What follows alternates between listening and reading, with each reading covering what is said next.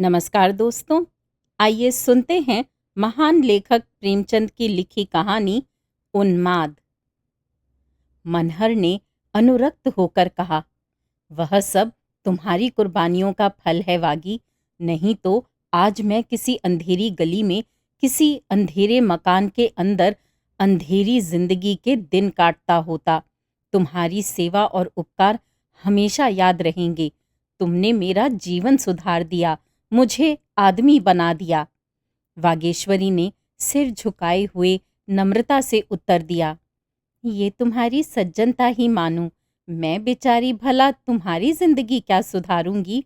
हाँ, तुम्हारे साथ मैं एक दिन आदमी बन जाऊंगी। तुमने परिश्रम किया, उसका पुरस्कार पाया। जो अपनी मदद आप करते हैं, उनकी मदद परमात्मा भी करते हैं। अगर मुझ जैसी गंवारिन किसी और के पाले पड़ती तो अब तक न जाने क्या गत बनी होती। मनहर मानो इस बहस में अपना पक्ष समर्थ करने के लिए कमर बांधता हुआ बोला, तुम जैसी गवारिन पर मैं 1,00,000 सजी हुई गुड़ियों और रंगीन तितलियों को न्यौछावर कर सकता हूँ।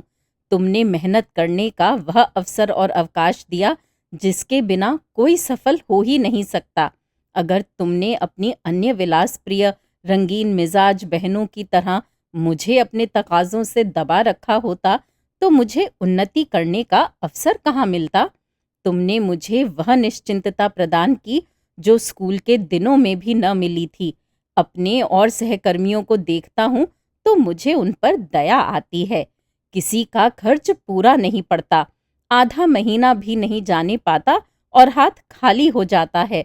कोई दोस्तों से उधार मांगता है, कोई घर वालों को खत लिखता है, कोई गहनों की फिक्र में मरा जाता है, कोई कपड़ों की। कभी नौकर की टोह में हैरान, कभी वैद्य की टोह में परेशान। किसी को शांति नहीं। आए दिन स्त्री पुरुष में जूते चलते हैं।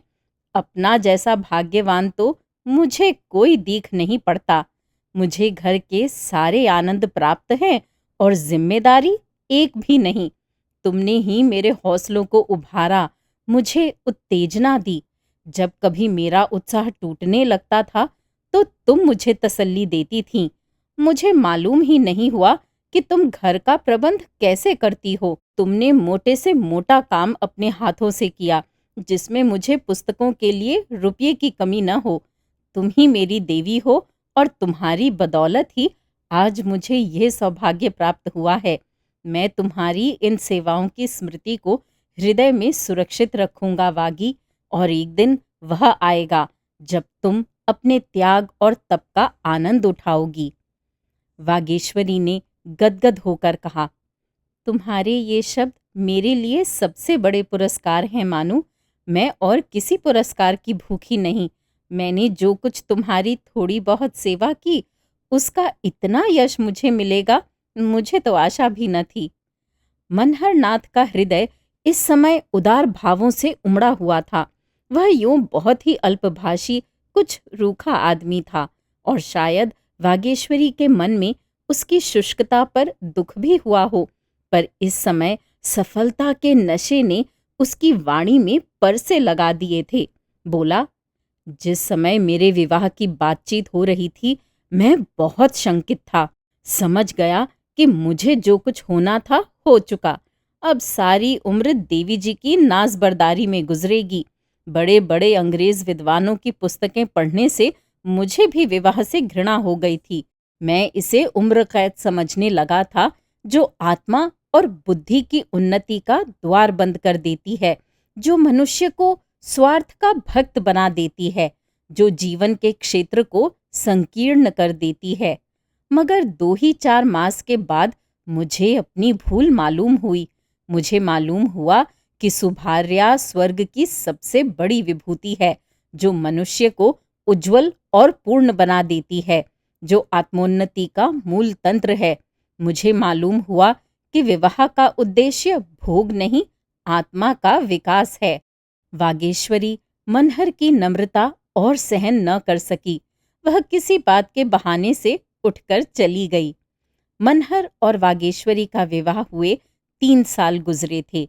मनहर उस समय एक दफ्तर में क्लर्क था। सामान्य युवकों की भांति उसे भी जासूसी उपन्यासों से बहुत प्रेम था। धीरे धीरे उसे जासूसी का शौक हुआ। इस विषय पर उसने बहुत सा साहित्य जमा किया और बड़े मनोयोग से उनका अध्ययन किया। इसके बाद उसने उस विषय पर स्वयं एक किताब लिखी। रचना में उसने ऐसी विलक्षण विवेचन शक्ति का परिचय दिया, उसकी शैली भी इतनी रोचक थी कि जनता ने उसे हाथों हाथ लिया। इस विषय पर वह सर्वोत्तम ग्रंथ था। देश में धूम मच गई, यहाँ तक कि इटली और जर्मनी जैसे देशों से उसके पास प्रशंसा पत्र आए और इस विषय की पत्रिकाओं में अच्छी अच्छी आलोचनाएं निकलीं। अंत में सरकार ने भी अपनी गुणग्राहकता का परिचय दिया। उसे इंग्लैंड जाकर इस कला का अभ्यास करने के लिए वृत्ति प्रदान की और ये सब कुछ वागेश्वरी की सत्प्रेरणा का शुभ फल था। मनहर की इच्छा थी कि वागेश्वरी भी साथ चले, पर वागेश्वरी उनके पांव की बेड़ी न बनना चाहती थी। उसने घर रहकर सास ससुर की सेवा करना ही उचित समझा। मनहर के लिए इंग्लैंड एक दूसरी ही दुनिया थी, जहां उन्नति के मुख्य साधनों में एक रूपवती पत्नी का होना भी जरूरी था। अगर पत्नी रूपवती है, चपल है, चतुर है, वाणी कुशल है, प्रगल्भ है, तो समझ लो कि उसके पति को सोने की खान मिल गई। अब वह उन्नति के शिखर पर पहुंच सकता है।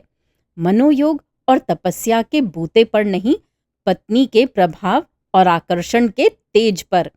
उस संसार में रूप और लावण्य व्रत के बंधनों से मुक्त एक अबाध संपत्ति थी। जिसने किसी रमणी को प्राप्त कर लिया, उसकी मानो तकदीर खुल गई। यदि कोई सुंदरी तुम्हारी सहधर्मिणी नहीं है, तो तुम्हारा सारा उद्योग, सारी कार्यपटुता निष्फल है। कोई तुम्हारा पुरसाहाल न होगा। अतएव वहां लोग रूप को व्यापारिक दृष्टि से देखते थे। साल ही भर के अंग्रेजी समाज के संसर्ग ने मनहर की मनोवृत्तियों में क्रांति पैदा कर दी। उसके मिजाज में सांसारिकता का इतना प्राधान्य हो गया कि कोमल भावों के लिए वहां कोई स्थान ही न रहा। वागेश्वरी अब उसे एक व्यर्थ सी वस्तु मालूम होती थी, क्योंकि उसकी भौतिक दृष्टि से हर एक वस्तु का मूल्य उससे होने वाले लाभ पर ही अवलंबित था। अपना पूर्व जीवन अब उसे हास्यप्रद जान पड़ता था। चंचल, हंसमुख, विनोदिनी अंग्रेज युवतियों के सामने वागेश्वरी एक हल्की तुच्छ सी वस्तु जान पड़ती। इस विद्युत प्रकाश में वह दीपक अब मलिन पड़ गया था। यहाँ तक कि शनैः शनैः उसका वह मलिन प्रकाश भी लुप्त हो गया। मनहर ने अपने भविष्य का निश्चय कर लिया। यह भी एक रमणी की रूप नौका द्वारा ही अपने लक्ष्य पर पहुंचेगा, इसके सिवा और कोई उपाय न था। भाग 2। रात के 9 बजे थे। मनहर लंदन के एक फैशनेबल रेस्टोरेंट में बना ठना बैठा था। उसका रंग रूप और ठाट बाट देखकर सहसा ये कोई नहीं कह सकता था कि अंग्रेज नहीं है। लंदन में भी उसके सौभाग्य ने उसका साथ दिया था। उसने चोरी के कई गहरे मामलों का पता लगा दिया था, इसलिए उसे धन और यश दोनों ही मिल रहे थे। वह अब यहाँ के भारतीय समाज का एक प्रमुख अंग बन गया था, जिसके आतिथ्य और सौजन्य की सभी सराहना करते थे। उसका लबो लहजा भी अंग्रेजों से मिलता जुलता था। उसके सामने मेज की दूसरी ओर एक रमणी बैठी हुई उनकी बातें बड़े ध्यान से सुन रही थी। उसके अंग अंग से यौवन टपक पड़ता था। भारत के अद्भुत वृत्तांत सुन सुनकर उसकी आंखें खुशी से चमक रही थीं। मनहर चिड़िया के सामने दाने बिखेर रहा था। मनहर, विचित्र देश है जैनी, अत्यंत विचित्र। 5-5 साल के दूल्हे तुम्हें भारत के सिवा और कहीं देखने को न मिलेंगे। लाल रंग के कामदार कपड़े, सिर पर चमकता हुआ लंबा टोप, चेहरे पर फूलों का झालरदार बुर्का, घोड़े पर सवार चले जा रहे हैं। 2 आदमी दोनों तरफ से छतरियां लगाए हुए हैं, हाथों में मेहंदी लगी हुई। जेनी, मेहंदी क्यों लगाते हैं? मनहर, जिसमें हाथ लाल हो जाएं, पैरों में भी रंग भरा जाता है, उंगलियों के नाखून लाल रंग दिए जाते हैं। वह दृश्य देखते ही बनता है। जेनी, ये तो दिल में सनसनी पैदा करने वाला दृश्य होगा। दुल्हन भी इसी तरह सजाई जाती होगी। मनहर, इससे कई गुनी अधिक, सिर से पांव तक सोने चांदी के जेवरों से लदी हुई। ऐसा कोई अंग नहीं जिसमें दो दो चार चार गहने न हों। जेनी, तुम्हारी शादी भी उसी तरह हुई होगी। तुम्हें तो बड़ा आनंद आया होगा। मनहर, हाँ, वही आनंद आया था जो तुम्हें मैरी गो राउंड पर चढ़ने में आता है। अच्छी अच्छी चीजें खाने को मिलती हैं, अच्छे अच्छे कपड़े पहनने को मिलते हैं, खूब नाच तमाशे देखता था और शहनाइयों का गाना सुनता था। मजा तो तब आता है जब दुल्हन अपने घर से विदा होती है। सारे घर में कोहराम मच जाता है। दुल्हन हर एक से लिपट लिपट कर रोती है, जैसे मातम कर रही हो। जेनी, दुल्हन रोती क्यों है? मनहर, रोने का रिवाज चला आता है। हालांकि सभी जानते हैं कि वह हमेशा के लिए नहीं चली जा रही है, फिर भी सारा घर इस तरह फूट फूट कर रोता है मानो वह काले पानी भेजी जा रही हो। जेनी, मैं तो इस तमाशे पर खूब हंसूं। मनहर, हंसने की बात ही है। जेनी, तुम्हारी बीवी भी रोई होगी। मनहर, अजी कुछ न पूछो, पछाड़े खा रही थी मानो मैं उसका गला घोंट दूंगा। मेरी पालकी से निकलकर भागी जाती थी, पर मैंने जोर से पकड़कर अपनी बगल में बैठा लिया। तब मुझे दांत काटने दौड़ी। मिस जेनी ने जोर से कह कहा मारा और हंसी के साथ लौट गई। बोली, हॉरिबल, हॉरिबल, क्या अब भी दांत काटती है? मनहर, वह अब इस संसार में नहीं है जेनी। मैं उससे खूब काम लेता था। मैं सोता था तो वह मेरे बदन में चंपी लगाती थी, मेरे सिर में तेल डालती थी, पंखा झलती थी। जेनी, मुझे तो विश्वास नहीं आता, बिल्कुल मूर्ख थी। मनहर, कुछ न पूछो, दिन को किसी के सामने मुझसे बोलती भी न थी, मगर मैं उसका पीछा करता रहता था। जेनी, ओह नॉटी बॉय, तुम बड़े शरीफ हो। थी तो रूपवती। मनहर, हाँ, उसका मुंह तुम्हारे तलवों जैसा था। जेनी, नॉनसेंस, तुम ऐसी औरत के पीछे कभी न दौड़ते। मनहर, उस वक्त मैं भी मूर्ख था जेनी। जेनी, ऐसी मूर्ख लड़की से तुमने विवाह क्यों किया? मनहर, विवाह न करता तो माँ बाप जहर खा लेते। जेनी, वह तुम्हें प्यार कैसे करने लगी? मनहर, और करती क्या, मेरे सिवा दूसरा था ही कौन। घर से बाहर न निकलने पाती थी, मगर प्यार हम में से किसी को न था। वह मेरी आत्मा और हृदय को संतुष्ट न कर सकती थी। जेनी, मुझे उन दिनों की याद आती है तो ऐसा मालूम होता है कि कोई भयंकर स्वप्न था। उफ, अगर वह स्त्री आज जीवित होती तो मैं किसी अंधेरे दफ्तर में बैठा कलम घिसता होता। इस देश में आकर मुझे यथार्थ ज्ञान हुआ कि संसार में स्त्री का क्या स्थान है, उसका क्या दायित्व है और जीवन उसके कारण कितना आनंदप्रद हो जाता है। और जिस दिन तुम्हारे दर्शन हुए, वह तो मेरी जिंदगी का सबसे मुबारक दिन था। याद है तुम्हें वह दिन?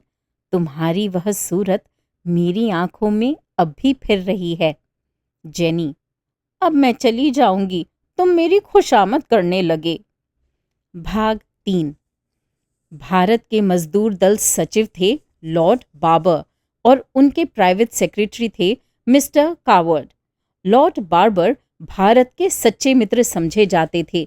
जब कंजर्वेटिव और लिबरल दलों का अधिकार था तो लॉर्ड बार्बर भारत की बड़े जोरों से वकालत करते थे। वह इन मंत्रियों पर ऐसे ऐसे कटाक्ष करते कि उन बेचारों को कोई जवाब न सूझता। एक बार वह हिंदुस्तान आए थे और यहाँ कांग्रेस में शरीक भी हुए थे। उस समय उनकी उदार वक्तृताओं ने समस्त देश में आशा और उत्साह की एक लहर दौड़ा दी थी। कांग्रेस के जलसे के बाद वह जिस शहर में गए, जनता ने उनके रास्ते में आंखें बिछाईं, उनकी गाड़ियां खींची, उन पर फूल बरसाए।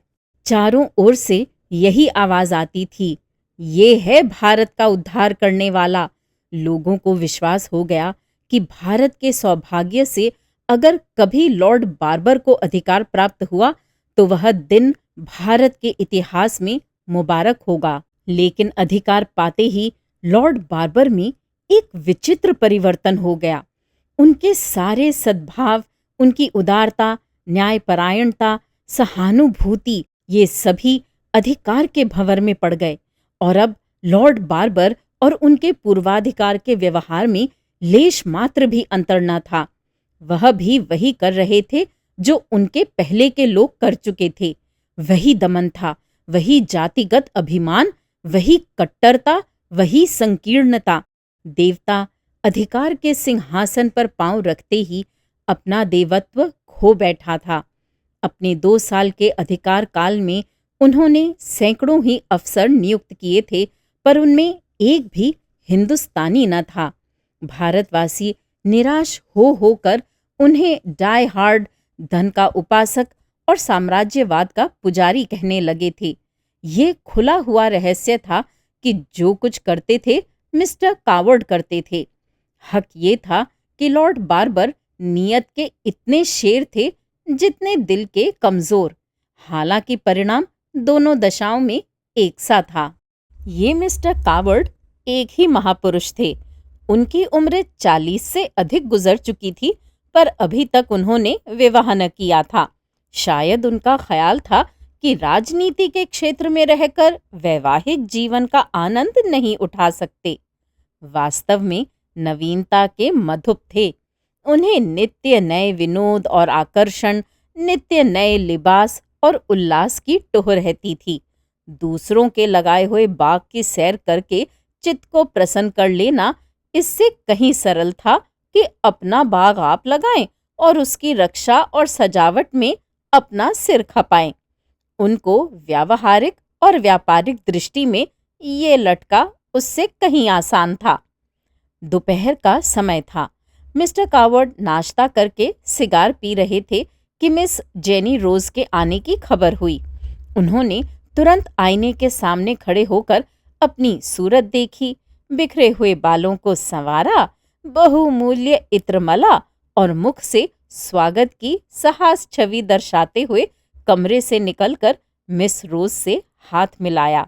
जेनी ने कमरे में कदम रखते ही कहा, अब मैं समझ गई कि क्यों कोई सुंदरी तुम्हारी बात नहीं पूछती। आप अपने वादों को पूरा करना नहीं जानते।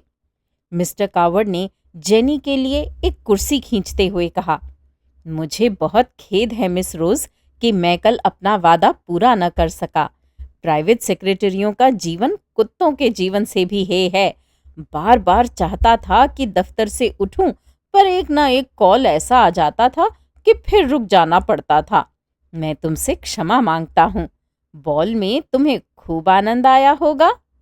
जेनी, मैं तुम्हें तलाश करती रही। जब तुम न मिले तो मेरा जी खट्टा हो गया। मैं और किसी के साथ नहीं नाची। अगर तुम्हें नहीं जाना था तो मुझे निमंत्रण पत्र क्यों दिलाया था? कावर्ड ने जेनी को सिगार भेंट करते हुए कहा, तुम मुझे लज्जित कर रही हो जेनी। मेरे लिए इससे ज्यादा खुशी की और क्या बात हो सकती थी कि तुम्हारे साथ नाचता। एक पुराना बैचलर होने पर भी मैं उस आनंद की कल्पना कर सकता हूँ। बस यही समझ लो कि तड़प तड़प कर रह जाता था। जेनी ने कठोर मुस्कान के साथ कहा, तुम इसी योग्य हो कि बैचलर बने रहो। यही तुम्हारी सजा है। कावर्ड ने अनुरक्त होकर उत्तर दिया, तुम बड़ी कठोर हो जेनी। तुम ही क्या, रमणियां सभी कठोर होती हैं। मैं कितनी ही परवशता दिखाऊं तुम्हें विश्वास न आएगा। मुझे ये अरमान ही रह गया कि कोई सुंदरी मेरे अनुराग और लगन का आदर करती। जेनी, तुम में अनुराग हो भी तो रमणियां ऐसे बहानेबाजों को मुंह नहीं लगाती। कावर्ड, फिर बहानेबाज कहा, मजबूर क्यों नहीं कहती? जेनी, मैं किसी की मजबूरी को नहीं मानती। मेरे लिए ये हर्ष और गौरव की बात नहीं हो सकती कि आपको जब अपने सरकारी, अर्ध सरकारी और गैर सरकारी कामों से अवकाश मिले तो आप मेरा मन रखने का एक क्षण के लिए अपने कोमल चरणों को कष्ट दें। मैं दफ्तर और काम के हीले नहीं सुनना चाहती, इसी कारण तुम अब तक झींक रहे हो। कावड़ ने गंभीर भाव से कहा, तुम मेरे साथ अन्याय कर रही हो जेनी। मेरे अविवाहित रहने का क्या कारण है, ये कल तक मुझे खुद न मालूम था। कल आप मालूम हो गया। जेनी ने उसका परिहास करते हुए कहा, अच्छा, तो ये रहस्य आपको मालूम हो गया? तब तो आप सचमुच आत्मदर्शी हैं। जरा मैं भी सुनूं, क्या कारण था? कावड़ ने उत्साह के साथ कहा, अब तक कोई ऐसी सुंदरी न मिली थी जो मुझे उन्मत्त कर सकती। जेनी ने कठोर परिहास के साथ कहा, मेरा ख्याल था कि दुनिया में ऐसी औरत पैदा ही नहीं हुई जो तुम्हें उन्मत्त कर सकती। तुम उन्मत्त बनाना चाहते हो, उन्मत्त बनना नहीं चाहते। कावर्ड, तुम बड़ा अत्याचार करती हो जेनी। जेनी, अपनी उन्माद का प्रमाण देना चाहते हो? कावर्ड, हृदय से जेनी, मैं उस अफसर की ताक में बैठा हूं। उसी दिन शाम को जेनी ने मनहर से कहा, तुम्हारे सौभाग्य पर बधाई, तुम्हें वह जगह मिल गई। मनहर उछल कर बोला, सच? सेक्रेटरी से कोई बातचीत हुई थी? जेनी, सेक्रेटरी से कुछ कहने की जरूरत ही न पड़ी। सब कुछ कावड़ के हाथ में है। मैंने उसी को चंग पर चढ़ाया। लगा मुझे इश्क जताने। 50 साल की तो उम्र है, चांद के बाल झड़ गए हैं, गालों पर झुर्रियां पड़ गई हैं, पर अभी तक आपको इश्क का खप्त है। आप अपने आप को एक ही रसिया समझते हैं। उसके बूढ़े चोंचले बहुत बुरे मालूम होते थे, मगर तुम्हारे लिए सब कुछ सहना पड़ा। खैर, मेहनत सफल हो गई है। कल तुम्हें परवाना मिल जाएगा। अब सफर की तैयारी करनी चाहिए। मनहर ने गदगद होकर कहा, तुमने मुझ पर बड़ा एहसान किया है जेनी। भाग 4। मनहर को गुप्तचर विभाग में ऊंचा पद मिला। देश के राष्ट्रीय पत्रों ने उसकी तारीफों के पुल बांधे, उसकी तस्वीर छापी और राष्ट्र की ओर से उसे बधाई दी। वह पहला भारतीय था जिसे ये ऊंचा पद प्रदान किया गया था।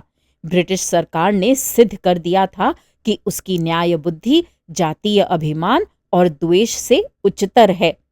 मनहर और जेनी का विवाह इंग्लैंड में ही हो गया। हनीमून का महीना फ्रांस में गुजरा। वहां से दोनों हिंदुस्तान आए। मनहर का दफ्तर मुंबई में था। वहीं दोनों एक होटल में रहने लगे। मनहर को गुप्त अभियोग की खोज के लिए अक्सर दौरे करने पड़ते थे। कभी कश्मीर, कभी मद्रास, कभी रंगून। जेनी इन यात्राओं में बराबर उसके साथ रहती। नित्य नए दृश्य थे, नए विनोद, नए उल्लास। उसकी नवीनता प्रिय प्रकृति के लिए आनंद का इससे अच्छा और क्या समान हो सकता था। मनहर का रहन सहन तो अंग्रेजी था ही। घर वालों से भी संबंध विच्छेद हो गया था। वागीश्वरी के पत्रों का उत्तर देना तो दूर रहा, उन्हें खोलकर पढ़ता भी न था। भारत में उसे हमेशा ये शंका बनी रहती थी कि कहीं घर वालों को उसका पता न चल जाए। जेनी से वह अपनी यथार्थ स्थिति को छिपाए रखना चाहता था। उसने घर वालों को आने की सूचना तक न दी, यहाँ तक कि वह हिंदुस्तानियों से बहुत कम मिलता था। उसके मित्र अधिकांश पुलिस और फौज के अफसर थे, वही उसके मेहमान होते। वाक्चतुर जेनी सम्मोहन कला में सिद्धहस्त थी। पुरुषों के प्रेम से खेलना उसकी सबसे आबोधमय क्रीड़ा थी। जलाती थी, रिझाती भी थी, और मनहर भी उसकी कपट लीला का शिकार बनता रहता था। उसे वह हमेशा भूल भुलैया में रखती, कभी इतना निकट कि छाती पर सवार, न कभी इतनी दूर कि योजन का अंतर, कभी निष्ठुर और कठोर, कभी प्रेम विह्वल और व्यग्र। एक रहस्य था जिसे वह कभी समझता था और कभी हैरान रह जाता था। इस तरह 2 वर्ष बीत गए और मनहर तथा जेनी कोण की 2 भुजाओं की भांति एक दूसरे से दूर होते गए। मनहर इस भावना को हृदय से न निकाल सकता था कि जेनी का मेरे प्रति एक विशेष कर्तव्य है। ये चाहे उसकी संकीर्णता हो या कुल मर्यादा का असर कि वह जेनी को पाबंद देखना चाहता था। उसकी स्वच्छंद वृत्ति उसे लज्जास्पद मालूम होती थी। वह भूल जाता था कि जेनी से उसके संपर्क का आरंभ ही स्वार्थ पर अवलंबित था। शायद उसने समझा था कि समय के साथ जेनी को अपने कर्तव्य का ज्ञान हो जाएगा। हालांकि उसे मालूम होना चाहिए था कि टेढ़ी बुनियाद पर बना हुआ भवन जल्द या देर में अवश्य भूमिस्थ होकर रहेगा, और ऊंचाई के साथ इसकी शंका और भी बढ़ती जाती थी। इसके विपरीत जेनी का व्यवहार बिल्कुल परिस्थिति के अनुकूल था। उसने मनहर को विनोदमय तथा विलासमय जीवन का एक साधन समझा था, और उसी विचार पर वह अब तक स्थिर थी। इस व्यक्ति को वह मन में पति का स्थान न दे सकती थी, पाषाण प्रतिमा को अपना देवता न बना सकती थी। पत्नी बनना उसके जीवन का स्वप्न न था, इसलिए वह मनहर के प्रति अपने किसी कर्तव्य को स्वीकार न करती थी। अगर मनहर अपनी गाढ़ी कमाई उसके चरणों पर अर्पित करता था तो उस पर कोई एहसान न करता था। मनहर उसका बनाया हुआ पुतला, उसी का लगाया हुआ वृक्ष था। उसकी छाया और फल को भोग करना वह अपना अधिकार समझती थी। भाग 5। मनोमालिन्य बढ़ता गया।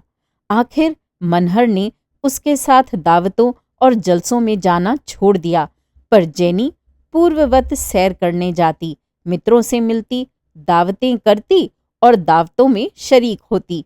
मनहर के साथ न जाने से लेश मात्र भी दुखी या निराश न होती थी, बल्कि वह शायद उसकी उदासीनता पर और भी प्रसन्न होती। मनहर इस मानसिक व्यथा को शराब के नशे में डुबोने का उद्योग करता। पीना तो उसने इंग्लैंड में ही शुरू कर दिया था, पर अब उसकी मात्रा बहुत बढ़ गई थी। वहाँ स्फूर्ति और आनंद के लिए पीता था, यहाँ स्फूर्ति और आनंद को मिटाने के लिए। वह दिन दिन दुर्बल होता जाता था। वह जानता था शराब मुझे पिए जा रही है, पर उसके जीवन का यही एक अवलंब रह गया था। गर्मियों के दिन थे।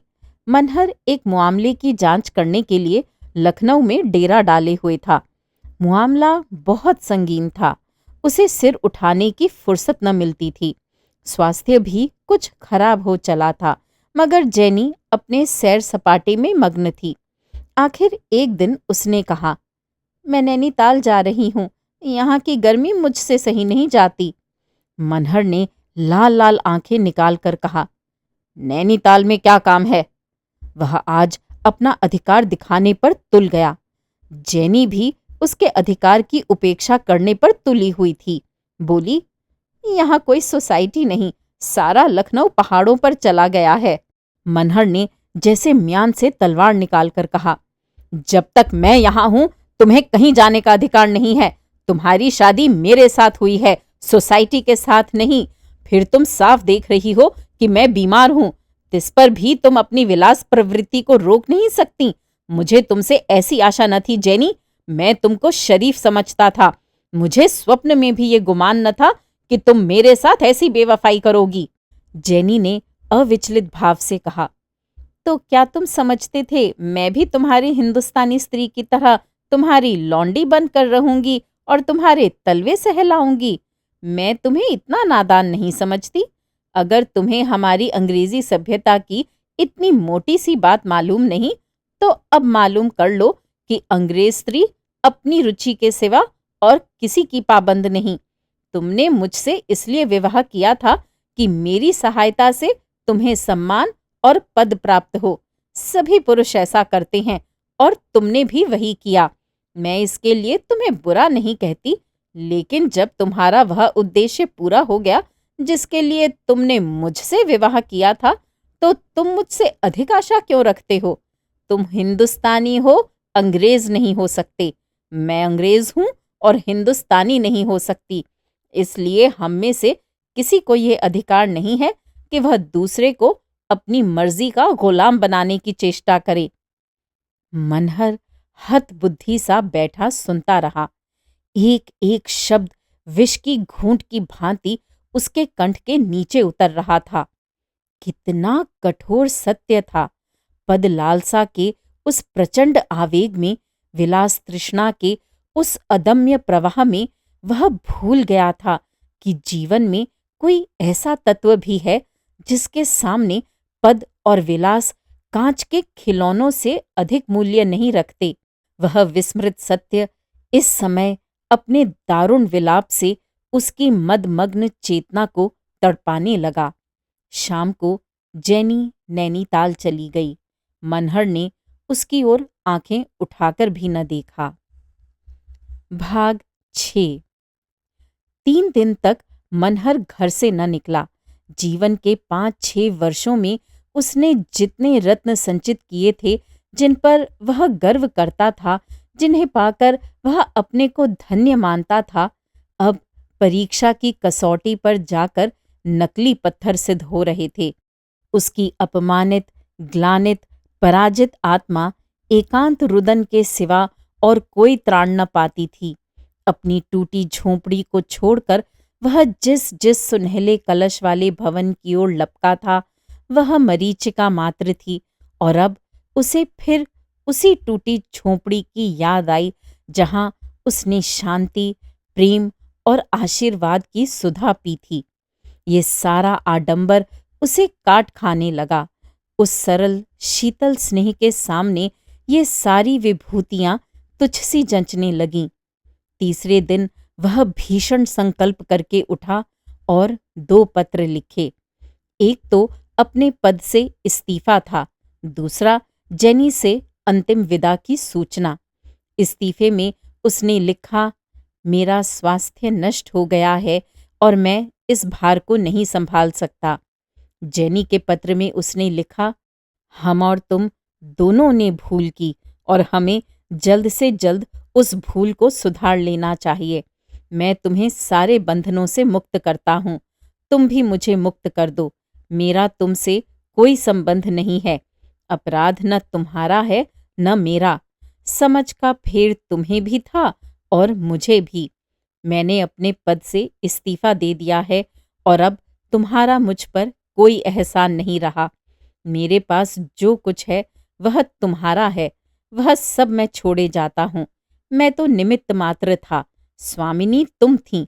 उस सभ्यता को दूर से ही सलाम है जो विनोद और विलास के सामने किसी बंधन को स्वीकार नहीं करती। उसने खुद जाकर दोनों पत्रों की रजिस्ट्री कराई और उत्तर का इंतजार किए बिना ही वहां से चलने को तैयार हो गया। भाग 7। जेनी ने जब मनहर का पत्र पाकर पढ़ा तो मुस्कुराई। उसे मनहर की इच्छा पर शासन करने का ऐसा अभ्यास पड़ गया था कि इस पत्र से उसे जरा भी घबराहट न हुई। उसे विश्वास था कि 2-4 दिन चिकनी चुपड़ी बातें करके वह उसे फिर वशीभूत कर लेगी। अगर मनहर की इच्छा केवल धमकी देनी न होती, उसके दिल पर चोट लगी होती, तो वह अब तक यहाँ न होता, कब का ये स्थान छोड़ चुका होता। उसका यहाँ रहना ही बता रहा था कि वह केवल बंदर घुड़की दे रहा है। जेनी ने स्थिरचित होकर कपड़े बदले और तब इस तरह मनहर के कमरे में आई मानो कोई अभिनय करने स्टेज पर आई हो। मनहर उसे देखते ही जोर से ठट्ठा मारकर हंसा। जेनी सहम कर पीछे हट गई। इस हंसी में क्रोध या प्रतिकार न था, उसमें उन्माद भरा हुआ था। मनहर के सामने मेज पर बोतल और ग्लास रखा हुआ था। एक दिन में उसने न जाने कितनी शराब पी ली थी। उसकी आंखों में जैसे रक्त उबला पड़ता था। जेनी ने समीप जाकर उसके कंधे पर हाथ रखा और बोली, क्या रात भर पीते ही रहोगे? चलो आराम से लेटो, रात ज्यादा आ गई है।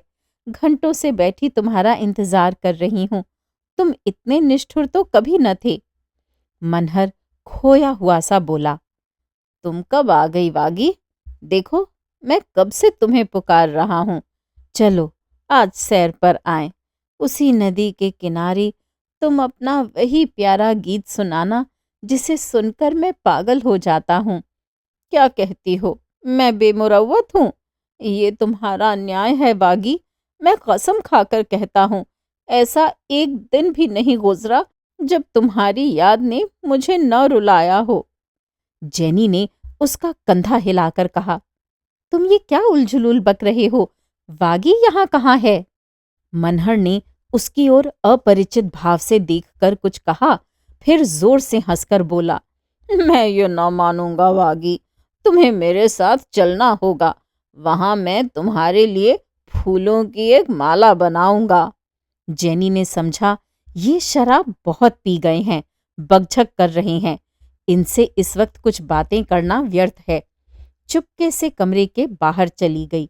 उसे जरा सी शंका हुई थी। यहाँ उसका मूलोच्छेद हो गया। जिस आदमी का अपना वाणी पर अधिकार नहीं, वह इच्छा पर क्या अधिकार रख सकता है? उस घड़ी से मनहर को घर वालों की रट सी लग गई। कभी वागेश्वरी को पुकारता, कभी अम्मा को, कभी दादा को। उसकी आत्मा अतीत में विचरती रहती, उस अतीत में जब जेनी ने काली छाया की भांति प्रवेश न किया था और वागेश्वरी अपने सरल व्रत से उसके जीवन में प्रकाश फैलाती रहती थी। दूसरे दिन जेनी ने जाकर उससे कहा, तुम इतनी शराब क्यों पीते हो? देखते नहीं तुम्हारी क्या दशा हो रही है? मनहर ने उसकी ओर आश्चर्य से देखकर कहा, तुम कौन हो? जेनी, क्या मुझे नहीं पहचानते हो? इतनी जल्दी भूल गए? मनहर, मैंने तुम्हें कभी नहीं देखा, मैं तुम्हें नहीं पहचानता। जेनी ने और अधिक बातचीत न की। उसने मनहर के कमरे से शराब की बोतलें उठवा लीं और नौकरों को ताकीद कर दी कि उसे एक घूंट भी शराब न दी जाए। उसे अब कुछ कुछ संदेह होने लगा था, क्योंकि मनहर की दशा उससे कहीं शंकाजनक थी जितनी वह समझती थी। मनहर का जीवित और स्वस्थ रहना उसके लिए आवश्यक था। इसी घोड़े पर बैठकर वह शिकार खेलती थी। घोड़े के बगैर शिकार का आनंद कहाँ? मगर एक सप्ताह हो जाने पर भी मनहर की मानसिक दशा में कोई अंतर न हुआ। न मित्रों को पहचानता, न नौकरों को। पिछले 3 बरसों का उसका जीवन एक स्वप्न की भांति मिट गया था। 7वें दिन जेनी सिविल सर्जन को लेकर आई तो मनहर का कहीं पता न था। भाग 8। 5 साल के बाद वागेश्वरी का लुटा हुआ सुहाग फिर चेता। माँ बाप पुत्र के वियोग में रो रो कर अंधे हो चुके थे।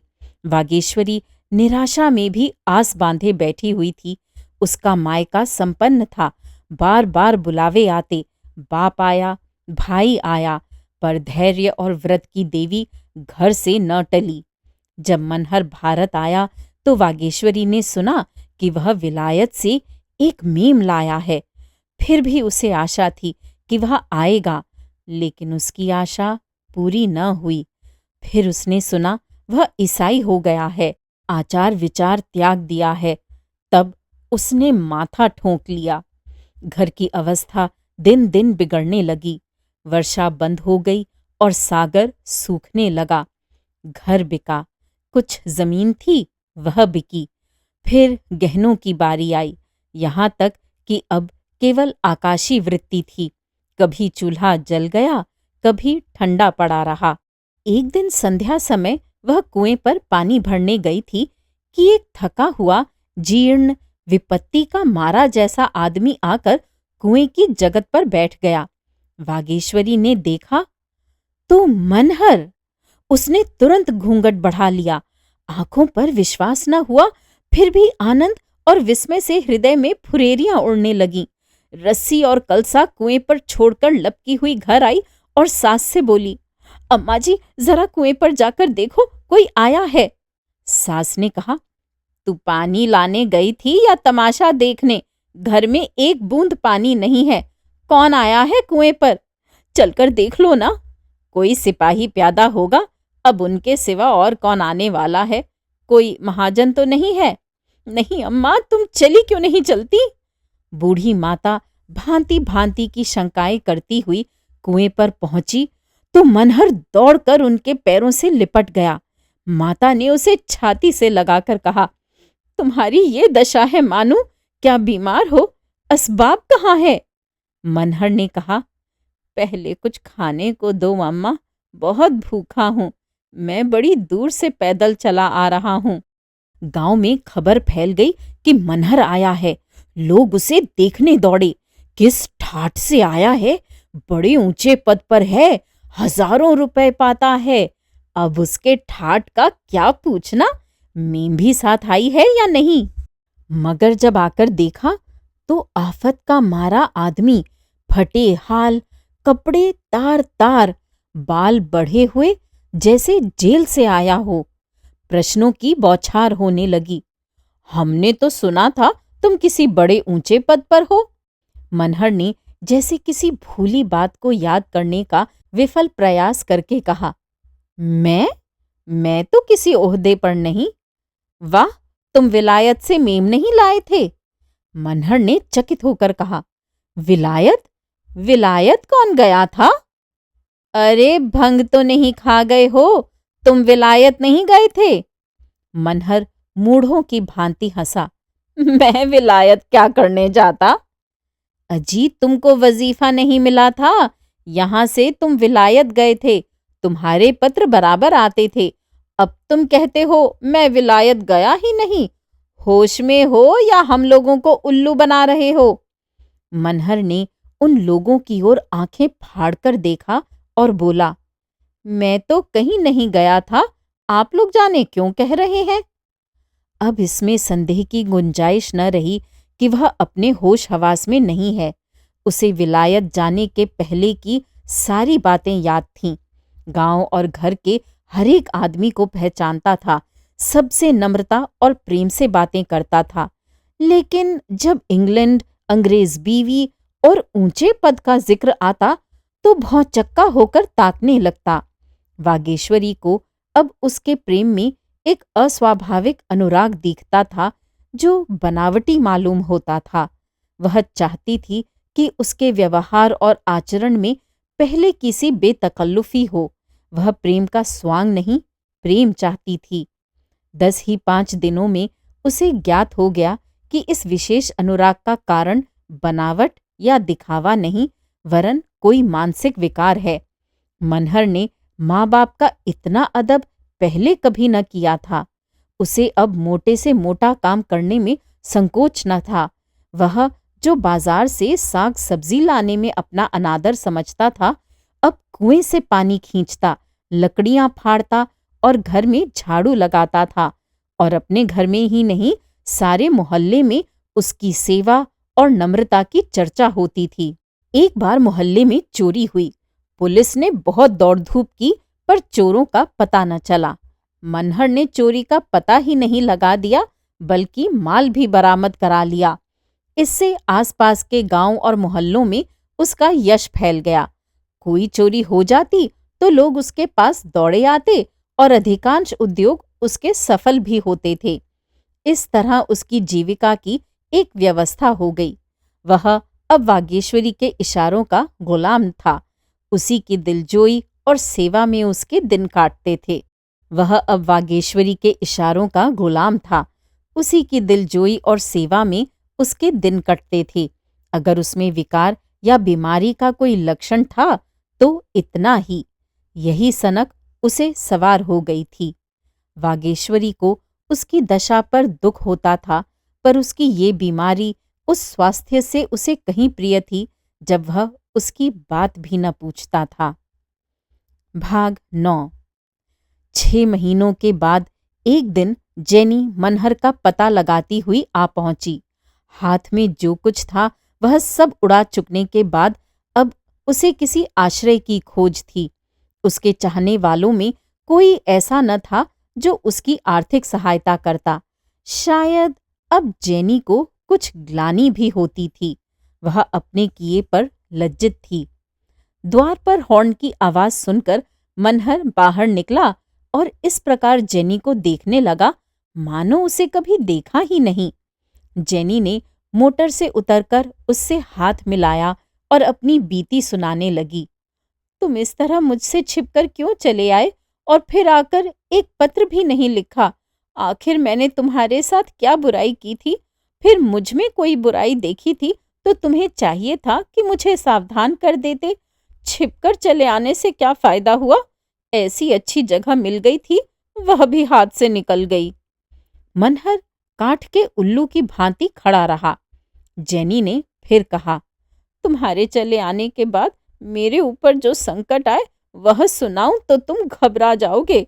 मैं इसी चिंता और दुख से बीमार हो गई। तुम्हारे बगैर मेरा जीवन निरर्थक हो गया है। तुम्हारा चित्र देखकर मन को ढाढ़स देती थी। तुम्हारे पत्रों को आदि से अंत तक पढ़ना मेरे लिए सबसे मनोरंजक विषय था। तुम मेरे साथ चलो। मैंने एक डॉक्टर से बातचीत की है। वह मस्तिष्क के विकारों का डॉक्टर है। मुझे आशा है उसके उपचार से तुम्हें लाभ होगा। मनहर चुपचाप विरक्त भाव से खड़ा रहा, मानो वह न कुछ देख रहा है न सुन रहा है। सहसा वागेश्वरी निकल आई। जेनी को देखते ही वह ताड़ गई कि यही मेरी यूरोपियन सौत है। वह उसे बड़े आदर सत्कार के साथ भीतर ले गई। मनहर भी उनके पीछे पीछे चला गया। जेनी ने टूटी खाट पर बैठते हुए कहा, इन्होंने मेरा जिक्र तो तुमसे किया ही होगा। मेरी इनसे लंदन में शादी हुई है। वागेश्वरी बोली, ये तो मैं आपको देखते ही समझ गई थी। जेनी, इन्होंने कभी मेरा जिक्र नहीं किया? वागेश्वरी, कभी नहीं। इन्हें तो कुछ याद नहीं। आपको तो यहाँ आने में बड़ा कष्ट हुआ होगा। जेनी, महीनों के बाद तब इनके घर का पता चला। वहां से बिना कुछ कहे सुने चल दिए। आपको कुछ मालूम है इन्हें क्या शिकायत है? शराब बहुत पीने लगे थे। आपने किसी डॉक्टर को नहीं दिखाया? हमने तो किसी को नहीं दिखाया। जेनी ने तिरस्कार करके कहा, क्यों? क्या आप इन्हें हमेशा बीमार रखना चाहती हैं? वागेश्वरी ने बेपरवाही से जवाब दिया, मेरे लिए तो इनका बीमार रहना इनके स्वस्थ रहने से कहीं अच्छा है। तब वह अपनी आत्मा को भूल गए थे, अब उसे पा गए। फिर उसने निर्दय कटाक्ष करके कहा, मेरे विचार में तो वह तब बीमार थे, अब स्वस्थ हैं। जेनी ने चिढ़कर कहा, नॉनसेंस! इनकी किसी विशेषज्ञ से चिकित्सा करानी होगी। ये जासूसी में बड़े कुशल हैं। इनके सभी अफसर इनसे प्रसन्न थे। ये चाहें तो अब भी इन्हें वह जगह मिल सकती है। अपने विभाग में ऊंचे से ऊंचे पद तक पहुंच सकते हैं। मुझे विश्वास है कि इनका रोग असाध्य नहीं है। हाँ, विचित्र अवश्य है। आप क्या इनकी बहन हैं? वागेश्वरी ने मुस्कुराकर कहा, आप तो गाली दे रही हैं। ये मेरे स्वामी हैं। जेनी पर मानो वज्रपात सा हुआ है। उसके मुख पर से नम्रता का आवरण हट गया और मन में छिपा हुआ क्रोध जैसे दांत पीसने लगा। उसकी गर्दन की नसें तन गईं, दोनों मुट्ठियां बंध गईं। उन्मत्त होकर बोली, बड़ा दगाबाज आदमी है। इसने मुझे बड़ा धोखा दिया। मुझसे इसने कहा था मेरी स्त्री मर गई है। कितना बड़ा धूर्त है। ये पागल नहीं है। इसने पागलपन का स्वांग भरा है। मैं अदालत से इसकी सजा कराऊंगी। क्रोधावेश के कारण कांप उठी, फिर रोती हुई बोली, इस दगाबाजी का मैं इसे मजा चखाऊंगी। ओह, इसने मेरा कितना घोर अपमान किया है। ऐसा विश्वासघात करने वाले को जो दंड दिया जाए वह थोड़ा है। इसने कैसी मीठी मीठी बातें करके मुझे फांसा। मैंने ही इसे जगह दिलाई। मेरे ही प्रयत्नों से यह बड़ा आदमी बना। इसके लिए मैंने अपना घर छोड़ा, अपना देश छोड़ा, और इसने मेरे साथ ऐसा कपट किया। जेनी सिर पर हाथ रख कर बैठ गई। फिर तैश में उठी और मनहर के पास जाकर उसको अपनी ओर खींचती हुई बोली, मैं तुम्हें खराब करके छोड़ूंगी। तूने मुझे समझा क्या है? मनहर इस तरह शांत भाव से खड़ा रहा मानो उससे कोई प्रयोजन नहीं है। फिर वह सिंहनी की भांति मनहर पर टूट पड़ी और उसे जमीन पर गिराकर उसकी छाती पर चढ़ बैठी।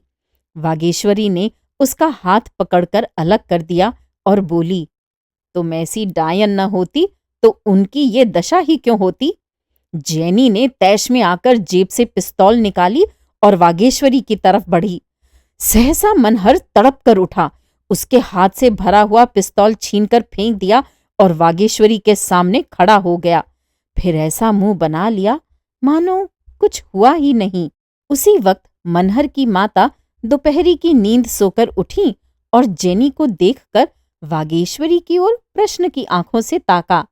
वागेश्वरी ने उपहास के भाव से कहा, ये आपकी बहू है। बुढ़िया तिनक कर बोली, कैसी मेरी बहू?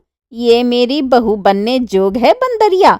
लड़के पर न जाने क्या कर करा दिया, अब छाती पर मूंग दलने आई है। जेनी एक क्षण तक खून भरी आंखों से मनहर की ओर देखती रही। फिर बिजली की भांति कौंधकर उसने आंगन में पड़ा हुआ पिस्तौल उठा लिया और वागेश्वरी पर छोड़ना चाहती थी कि मनहर सामने आ गया।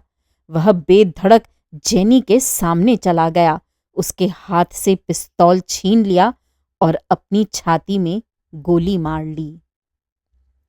श्रोताओं, अभी आप सुन रहे थे महान लेखक प्रेमचंद की लिखी कहानी उन्माद। उम्मीद है ये कहानियाँ आपको पसंद आ रही होंगी। मेरे चैनल पर आने के लिए और इन कहानियों को सुनने के लिए धन्यवाद।